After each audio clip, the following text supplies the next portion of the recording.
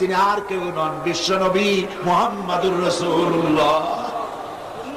আর যে দুজনে লাশ ঘাড়ে করে টেনে এনেছিলেন সেই দুজন হচ্ছেন হযরতে আবু বকর রাদিয়াল্লাহু তাআলা আনহু, হযরত ওমর রাদিয়াল্লাহু তাআলা আনহু।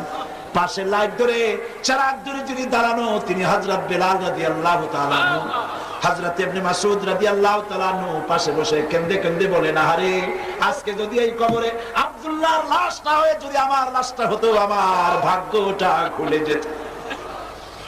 নবীজি হযরত আব্দুল্লাহকে কবরের ভিতরে শুইয়ে দিয়ে উপরে চলে এলেন, নিজ হাতে কবরে মাটি দিয়ে বললেন, একটু সরে দাঁড়াও। হযরত আবু বকর ওমর একটু সরে দাঁড়ালেন।